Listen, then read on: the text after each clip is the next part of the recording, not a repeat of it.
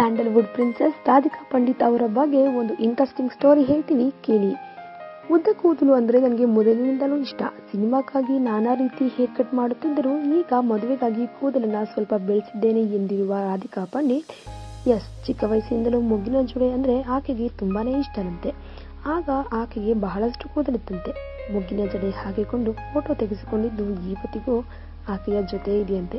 ಈಗ ಮತ್ತೆ ಮೊಗ್ಗಿನ ಜಡೆ ಹಾಕಿಕೊಳ್ಳುತ್ತಿರುವಾಗ ಅದರ ಮೇಲಿನ ಬಂಗಾರದ ಬಿಲ್ಲೆಯನ್ನು ಯಶ್ ಅವರ ತಾಯಿ ವಿಶೇಷವಾಗಿ ವಿನ್ಯಾಸಗೊಳಿಸಿದ್ದು ಬಹಳ ಇಷ್ಟವಾಯ್ತಂತೆ. ಒಟ್ನಲ್ಲಿ ಮೊಗ್ಗಿನ ಮನಸ್ಸಿನ ಹುಡುಗಿಗೂ ಮೊಗ್ಗಿನ ಜಡೆಗೂ ಬಿಡಲಾರದ ನಂಟಿದೆಯಂತೆ. ಈ ವಿಡಿಯೋ ಬಗ್ಗೆ ನಿಮ್ಮ ಅನಿಸಿಕೆ ಹಾಗೂ ಅಭಿಪ್ರಾಯಗಳನ್ನು ನಮ್ಮ ಕಾಮೆಂಟ್ ಬಾಕ್ಸ್ನಲ್ಲಿ ತಿಳಿಸಿ. ಈ ವಿಡಿಯೋನ ಲೈಕ್ ಮಾಡಿ, ಶೇರ್ ಮಾಡಿ ಹಾಗೂ ಮತ್ತಷ್ಟು ಸ್ಯಾಂಡಲ್ವುಡ್ ಅಪ್ಡೇಟ್ಸ್ಗಾಗಿ ನಮ್ಮ ಯೂಟ್ಯೂಬ್ ಚಾನಲ್ ಅನ್ನು ಸಬ್ಸ್ಕ್ರೈಬ್ ಮಾಡಿ.